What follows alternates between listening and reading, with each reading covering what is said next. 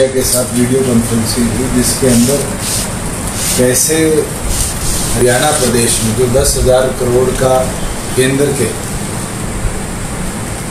इस पैकेज के अंदर केवल मात्र फूड प्रोसेसिंग को बढ़ाने के लिए रखा गया है, उसका बेनिफिट हरियाणा के फार्मर्स को कैसे दिया जाए, ख़ास तौर पर हमारे एफपीओज और साथ में जो सप्लाई चेन उसको इंसेंटिव देकर बढ़ाया जाए, जिसका लगभग 35% केंद्र सरकार कॉस्ट बॉर्न करती है और प्रदेश की तरफ से भी जो हमारा एमएसएमई विभाग है वो उसको एक्सपीडिशियस तरीके से प्रोसीड कर मैदान में लेकर आएंगे।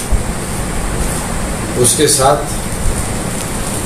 HSIDC के जो हमारे इंडस्ट्रियल एरियाज़ हैं और ख़ास तौर पर जो अनसोल्ड हमारे इस्टेब्लिशमेंट्स के एरियाज़ हैं, उसको कैसे थ्रस्ट के साथ वापस करा जाए। पिछले 4 दिनों के अंदर लगभग 60 बड़ी कंपनीज के साथ हमारी सरकार ने अलग अलग लेवल पर चर्चा भी करी है, जिसके अंदर डेल भी है, जिसके अंदर कोका कोला भी है, और उनके साथ कैसे स्टेट में ट्रेड को बढ़ाया जाए, कैसे उनको हरियाणा की ओर प्रेरित किया जाए, उसके लिए कदम उचित उठाए।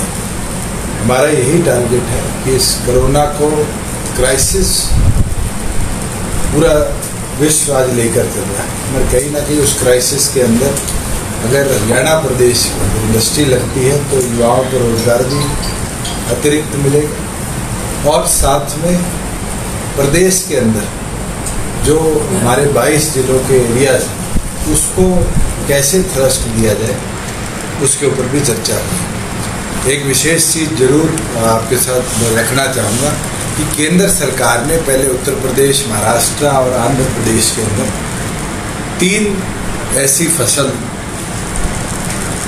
टमाटर की, प्याज की और आलू की, जिसको उन्होंने नाम दिया TOP स्कीम, उसको चलाया है। आज केंद्र सरकार से वीडियो कॉन्फ्रेंसिंग में भी हमने ये आग्रह भी किया है और उनको लिखित तौर पर भी हम भेजेंगे कि हरियाणा के अंदर तीनों TOP के जो है टमाटो, अनियन और पोटैटो, इसके क्लस्टर जोन डिक्लेयर करे जाए, क्योंकि हमारा नॉर्थ हरियाणा जहां आलू की उत्पाद में बहुत बड़ी मात्रा में है, वहीं पलवल हो, मेवात हो, उस एरिया में प्याज भारी मात्रा में किसान लगाते हैं। और तीसरा आपके जो दादरी भिवानी का एरिया है, वहाँ टमाटर का उत्पाद बहुत ज़्यादा है। अगर इसके अंदर केंद्र का सपोर्ट मिलेगा तो मैं ये मानता हूँ कि ये TOP जो स्कीम है हरियाणा भी अधिकतर उसका लाभ ले पाएगा। TOP से क्या फायदा होगा? इसके अंदर एडिशनल ग्रांट इन एड केंद्र सरकार प्रदेश सरकारों को देती है, जिसके अंदर स्पेसिफिकली इनके उत्पाद, इनके स्टोरेज के लिए कोल्ड स्टोरेज लगाना और साथ में इनको कैसे मार्केट के अंदर फिनिश्ड प्रोडक्ट या रॉ प्रोडक्ट के तौर पे भेजा जाए। Farmer to supply chain to अपने कंज्यूमर जो पूरा है उसकी चेन बनाने से लेकर उसको आगे फूड सिक्योरिटी एस्पेक्ट से भी देखते हुए केंद्र सरकार ने अभी तक 3 ही राज्य चुने थे और हमने उनसे आग्रह किया है, क्योंकि आज इस क्राइसिस सिचुएशन में हरियाणा भी क्रॉप डाइवर्सिफिकेशन की ओर जा रहा है, उसके अंदर हमारे 3 अगर TOP के तीनों क्लस्टर अप्रूव होते हैं तो मैं मानता हूँ हमारे फार्मर्स को बहुत बड़ा उसमें फायदा मिलेगा। तीसरा महाराष्ट्र। कौन से जिले कवर हो जाएंगे? जैसे भिवानी दादरी जैसे बताया। भिवानी दादरी में तो जो मेरी नॉलेज है उसमें टमाटर का उत्पाद है, क्योंकि पिछले 10-12 सालों से तो हम भी वहाँ कहते फैक्ट्री लगाने की सुन रहे। उसी तरीके से मेवात के अंदर प्याज का उत्पाद बहुत है और आपका कुरुक्षेत्र हो, अम्बाड़ा हो, यमुनानगर हो, कैथल हो, इन 4 जिलों के अंदर तो आलू की खेती बहुत बड़ी मात्रा में होती है। तो अगर TOP केंद्र सरकार हरियाणा को देती है तो मैं मानता हूँ ये हमारे लिए विन विन सिचुएशन होगी।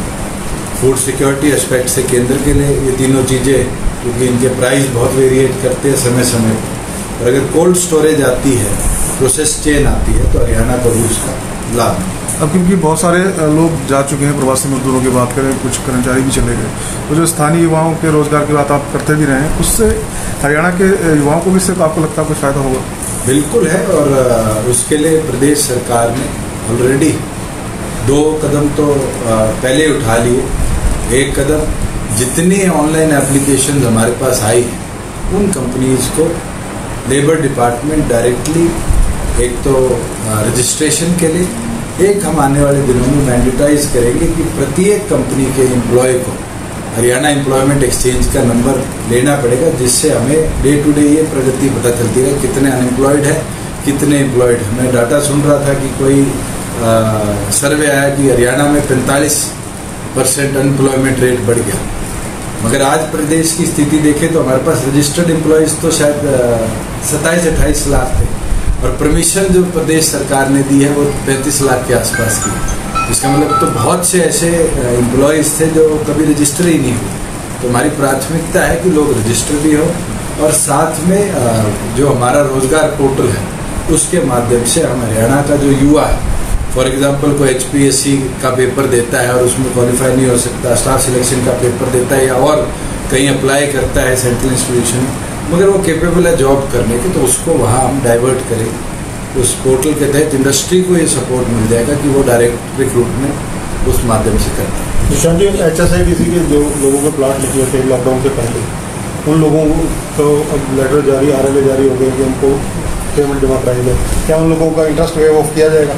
उस पर चर्चा हुई है, क्योंकि बोर्ड के अंदर इसका निर्णय फाइनल लिया जाएगा जब हर गवर्नमेंट कॉन्ट्रैक्ट को इस दौरान फ्रीज पीरियड माना गया। यही प्राथमिक डिसीजन लिया कि इसको भी बोर्ड कंसिडर करे कि फ्रीज पीरियड के तहत इसको वेव ऑफ।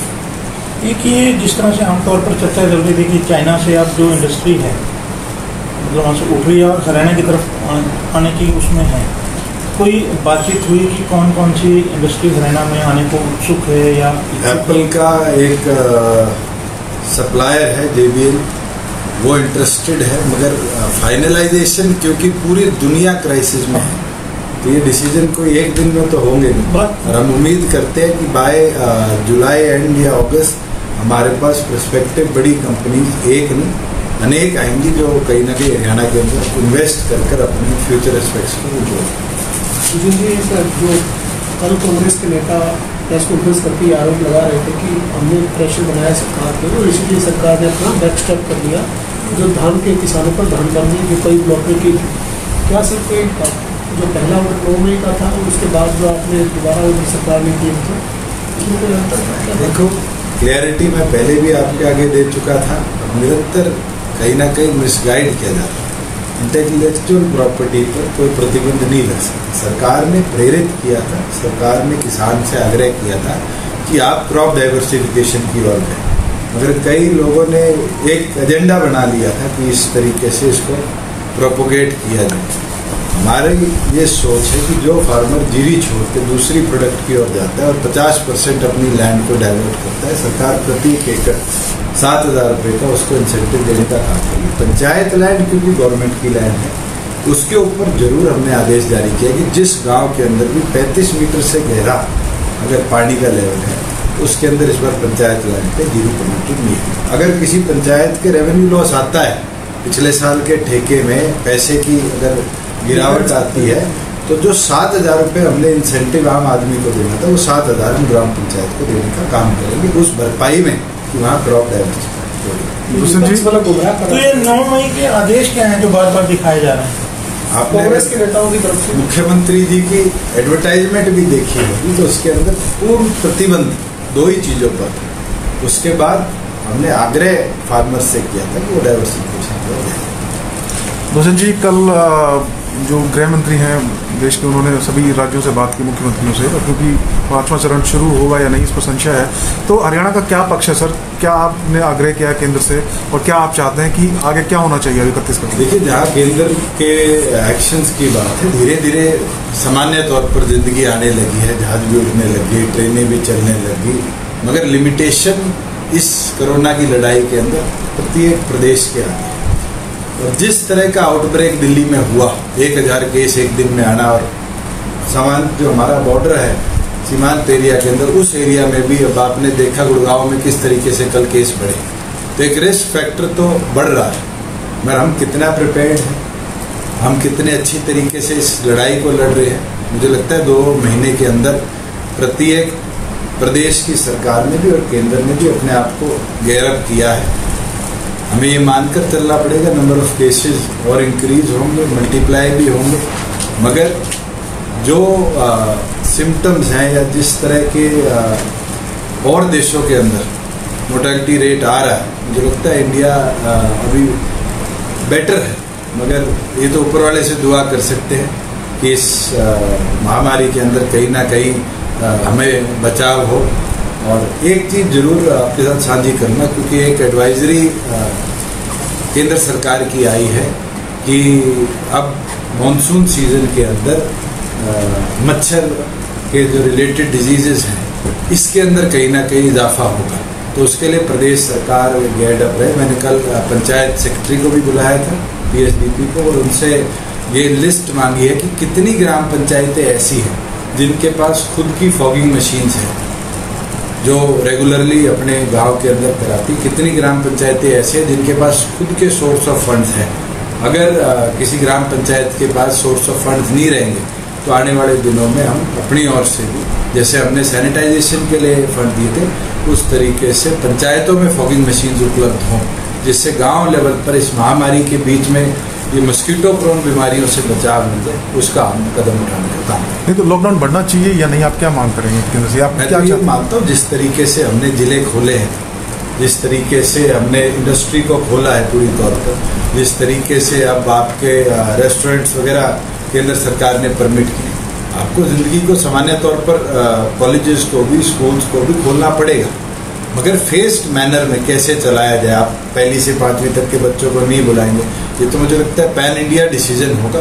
प्रत्येक सरकार ने अपनी ओर से केंद्र को सुझाव भेजे हैं और उम्मीद करते हैं कि आज 28 है, 2 दिन के अंदर अंदर MHA अपनी फ्रेश गाइडलाइंस दे, जिससे कहीं ना कहीं जो समस्या इंटर बॉर्डर मूवमेंट की आ रही है, अभी भी लोग बहुत से विदेशों में फंसे हुए हैं, जो प्रदेश सरकारों से रिक्वेस्ट करें उनको लाने की है।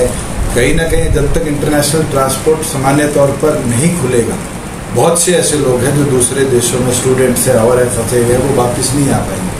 तो केंद्र अपने प्रयास मुझे लगता है कर रही है, मगर हमें जॉइंटली एक देश की तरह इस महामारी में लड़ाई करनी है। सर, रेवेन्यू जो है 2 महीने से रेवेन्यू जो है वो काफ़ी बंद रहा है, तो अब क्या स्थिति थोड़ी अच्छी पटरी पे? जो रेवेन्यू के एस्पेक्ट की बात है, जो मेरे पास कल शाम का डाटा है, जैसे पहले एवरेजली 5-6 करोड़ रुपया रजिस्ट्रेशन का आता था डेली रिसीट्स के अंदर, वो अब 13-14 के बीच में पहुंचा है। इसका मतलब लोग सामान्य तौर पर दफ्तरों में आने लगे।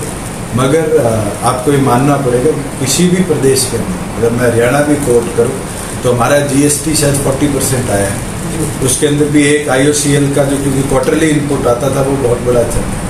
उसी तरीके से अगर हम ट्रांसपोर्ट की रिसीट्स की बात करें तो नेगेटिव है, बहुत कम रोडवेज की बसें चली है। अगर हम माइनिंग की बात करें तो अभी तक माइनिंग पूरी तौर पर चली नहीं, और चलेगी भी तो भी आगे कंस्ट्रक्शन अगर फुल फ्लेज चलेगी तभी यूटिलाइजेशन रिसीट्स आएंगी। उसी तरीके से जो और है हमारे इंडस्ट्रीज जिनकी तरफ से रेवेन्यू आता था स्टेट को, वो रुका हुआ है।